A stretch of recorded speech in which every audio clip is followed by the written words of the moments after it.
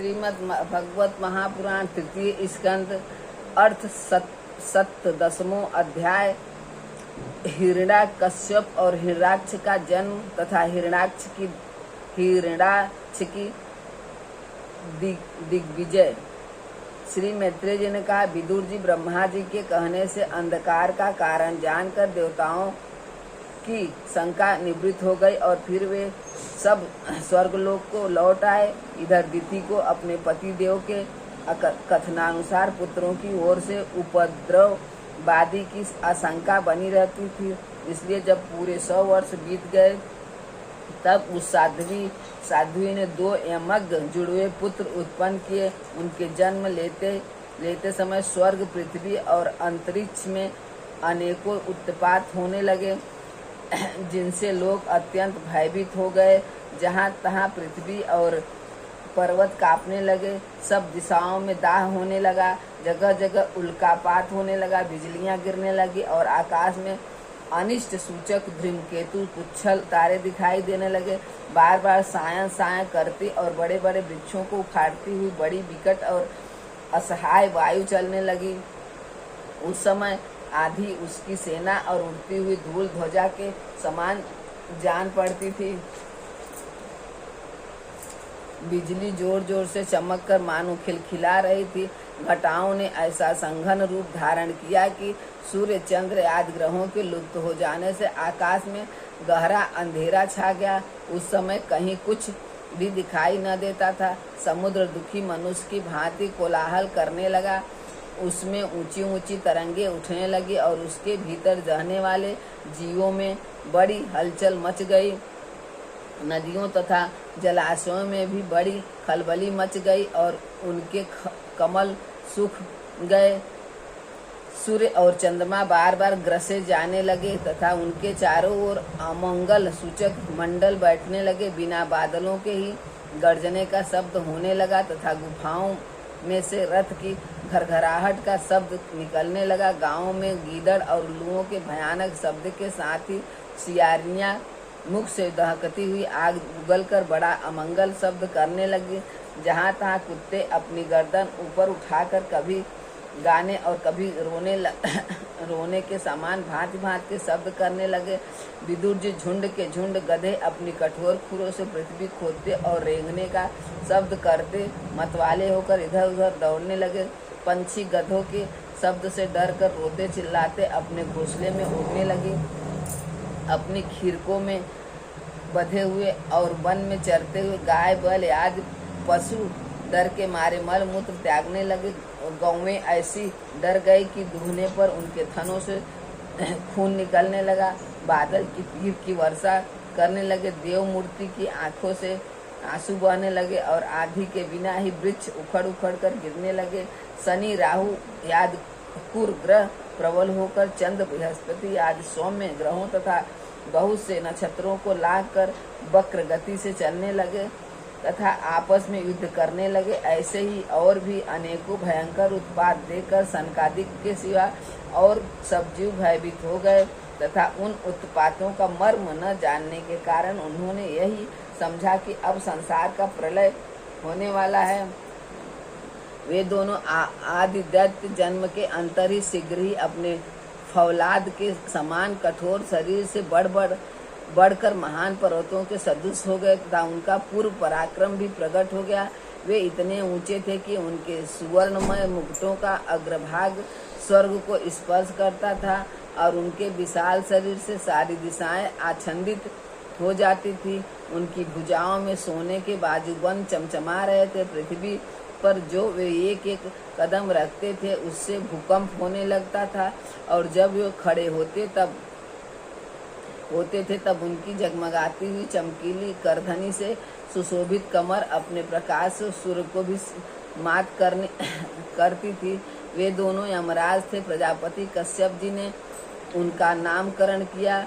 उनमें से जो उनके वीर्य से दिति के गर्भ में पहले स्थापित हुआ था उसका नाम हिरण्याकश्यप रखा और जो दिति के उदर से पहले निकला वह हिरण्याक्ष के नाम से विख्यात हुआ।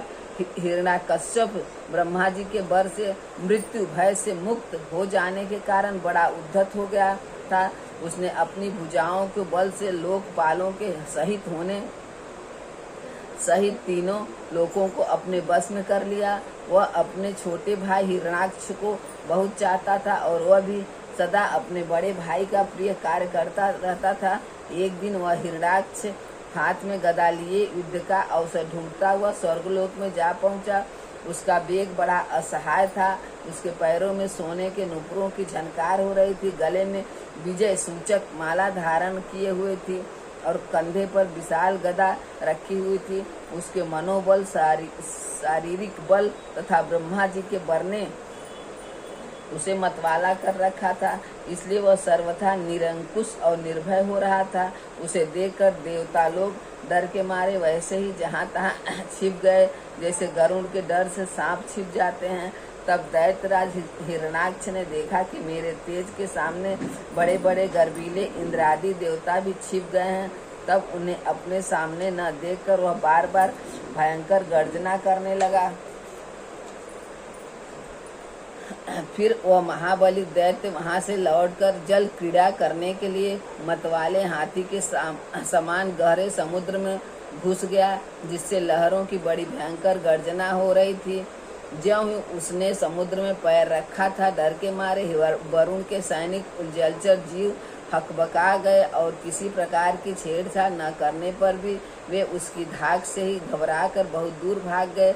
महाबली हिरण्याक्ष अनेक वर्षों तक समुद्र में ही घूमता और सामने किसी प्रतिपक्षी को न पाकर बार बार वायु वेग से उठी हुई उसकी प्रचंड तरंगों पर ही अपनी लोहमयी गदा को आजमाता रहा। इस प्रकार घूमते घूमते वह वरुण की राजधानी विभावरी पुरी में जा पहुंचा। वहां पाताल के लोक के स्वामी जलचरों के अधिपति वरुण जी को देखकर उसने उनकी हंसी उड़ाते हुए नीच मनुष्य की भांति प्रणाम किया और कुछ मुस्कुराते हुए व्यंग से कहा, महाराज मुझे युद्ध की भिक्षा दीजिए। प्रभु, आप तो लोक पालक राजा और बड़े कीर्तिशाली हैं। जो लोग अपने को बांका वीर समझते थे, उनके वीर मर्द को भी आप चूर्ण कर चुके हैं और पहले एक बार आपने संसार के समस्त दैत्य दानवों को जीतकर राजस्वेक भी किया था। उस मंदोमत शत्रु के इस प्रकार बहुत उपहास करने से भगवान वरुण को क्रोध तो बहुत आया, किंतु अपने बुद्धि बल से वे उसे पी गए और बदले में उससे कहने लगे, भाई हमें तो अब युद्धादि का कोई चाव नहीं रह गया। भगवान पुराण पुरुष के सिवा हमें और कोई ऐसा दिखता भी नहीं जो तुम जैसे रण कुशल वीर को युद्ध में संतुष्ट कर सके। दैत्यराज, तुम उन्हीं के पास जाओ, वे ही तुम्हारी कामना पूरी करेंगे। तुम जैसे वीर उन्हीं का गुणगान किया करते हैं, वे बड़े वीर हैं। उनके पास पहुंचते ही तुम्हारी सारी सेखी पूरी हो जाएगी और तुम कुत्तों से घिरकर वीर शस्या पर शयन करोगे। वे तुम जैसे दुष्टों को मारने और सत्पुरुषों पर कृपा करने के लिए अनेक प्रकार के रूप धारण किया करते हैं। हिरण्याक्ष के साथ वराह भगवान का युद्ध। श्री मैत्रेय जी ने कहा, तात वरुण जी की यह बात सुनकर वह मंदोमंत दैत्य बड़ा प्रसन्न हुआ। उसने उनके इस कथन पर कि तू उनके हाथों से मारा जाएगा कुछ ही भी ध्यान नहीं दिया और चट नारद जी से श्रीहरि का पता लगाकर रसातल में पहुंच गया। वहां उसने विश्व विजयी वराह भगवान को अपनी दाढ़ों की नोक पर पृथ्वी को ऊपर की ओर ले जाते हुए देखा। वे अपने लाल लाल चमकीले नेत्र से उसके तेज को हरे लेते थे। उन्हें देखकर वह खिलखिलाकर हंस पड़ा और बोला, अरे यह जंगली पशु यहाँ जल में कहाँ से आया? फिर वराह जी से कहा, अरे नासमझ, इधर आ, इस पृथ्वी को छोड़ दे। इसे विश्व विधाता ब्रह्मा जी ने हम रसातल वासियों के हवाले कर दिया है। रे सुकर रूपधारी सुराधम, मेरे देखते देखते तू इसे लेकर कुशल पूर्वक नहीं जा सकता। तू माया से लुक छिपकर ही दैत्यों को जीत लेता है और मार डालता है। क्या इसी से हमारे शत्रुओं ने हमारा नाश कराने के लिए तुझे पाला है? मूढ़, तेरा बल तो वेग माया ही है और कोई पुरुषार्थ तुझमें थोड़ी ही है। आज तुझे समाप्त कर मैं अपने बंधुओं का शोक दूर करूंगा। जब मेरे हाथ से छुटी हुई गदा के प्रहार से सिर फट जाने के कारण तू मर जाएगा, तब तेरी आराधना करने वाले जो देवता और ऋषि हैं वे सब भी जड़ कटे हुए वृक्षों की भांति स्वयं ही नष्ट हो जाएंगे।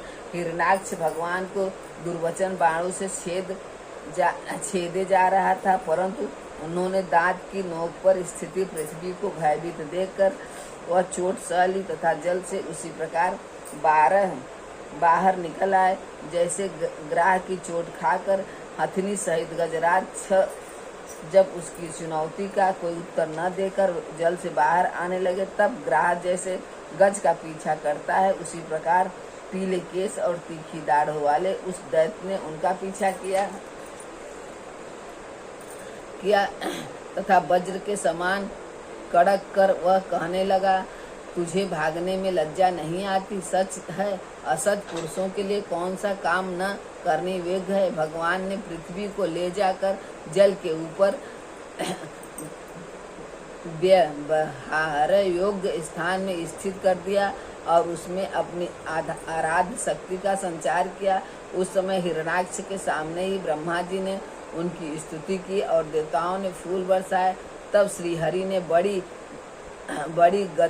गदा लिए अपने पीछे आ रहे हिरणाक्ष से, जो सोने के आभूषण और अद्भुत कवच धारण किए था, तथा अपने कुटुंब वाक्यों से उन्हें निरंतर मर्माहत कर रहा था, अत्यंत क्रोधपूर्वक हंसते हुए कहा।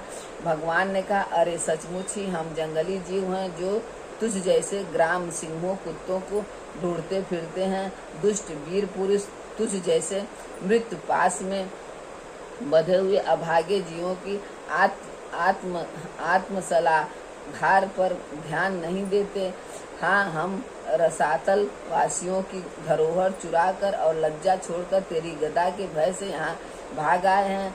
इसमें ऐसी सामर्थ्य कहाँ है कि तेरे जैसे अद्वितीय वीर के सामने युद्ध में ठहर सके। फिर भी अब जैसे तैसे तेरे सामने खड़े हैं। तुझ जैसे बलवानों से बैर बांधकर हम जा भी कहाँ सकते हैं। तू पैदल वीरों की सरदार है, इसलिए अब निशंक होकर उधेड़ बूंद छोड़कर हमारा अनिष्ट करने का प्रयत्न कर और हमें मारकर अपने भाई बंधुओं के आंसू पोंछ।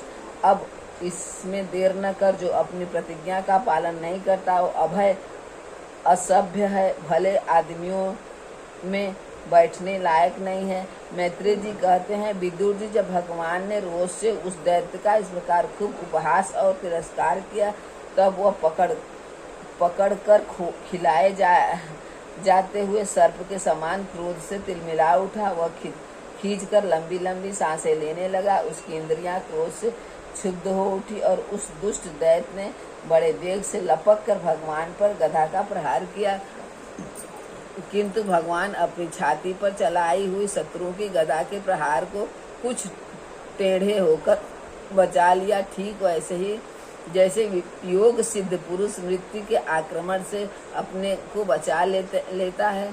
फिर जब वह क्रोध से होठ चबाता अपनी गदा लेकर बार बार घुमाने लगा, तब श्रीहरि कुपित होकर बड़े वेग से उसकी ओर झपटे।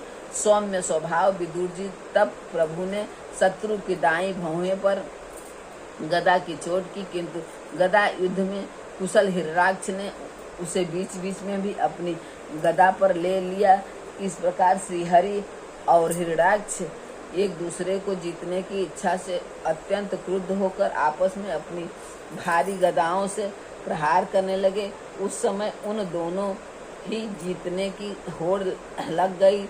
दोनों की इस गदाओं की चोट से घायल हो गए थे।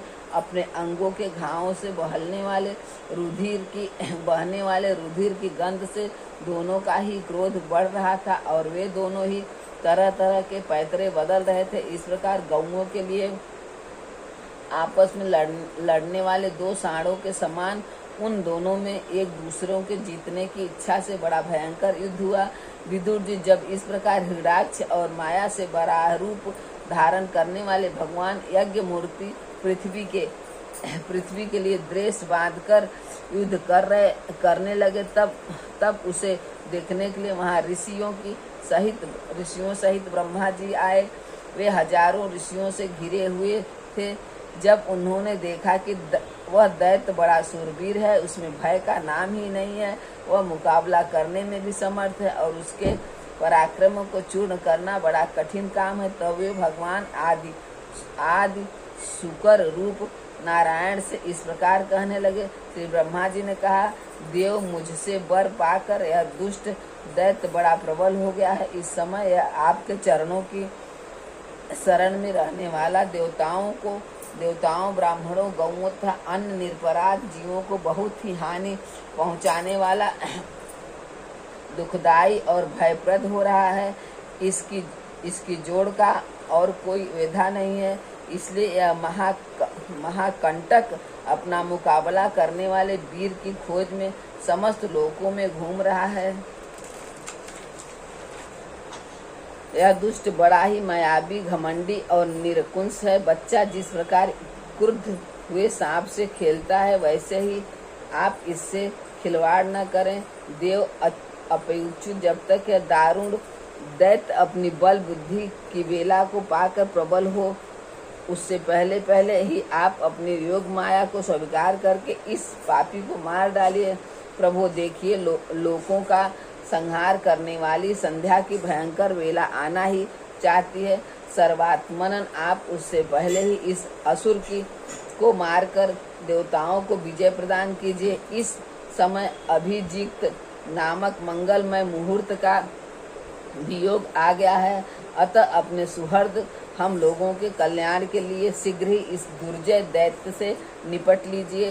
प्रभु, इसकी मृत्यु आपके ही हाथ बंधी है। हम लोगों के बड़े भाग्य हैं कि स्वयं ही अपने काल रूप आपके पास आ पहुंचा है। अब आप युद्ध में बलपूर्वक इसे मारकर लोगों को शांति प्रदान कीजिए। इति श्रीमद् भागवते महापुराण पारमहंस संहिता द्वितीय स्कंदे हिरण्याक्ष आदि 6 अध्याय समाप्त।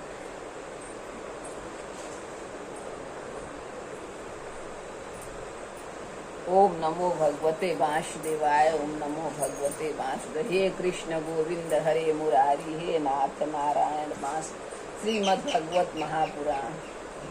हे कृष्ण गोविंद हरे मुरारी, हे नाथ नारायण वास। हे कृष्ण गोविंद हरे मुरारी, हे नाथ नारायण।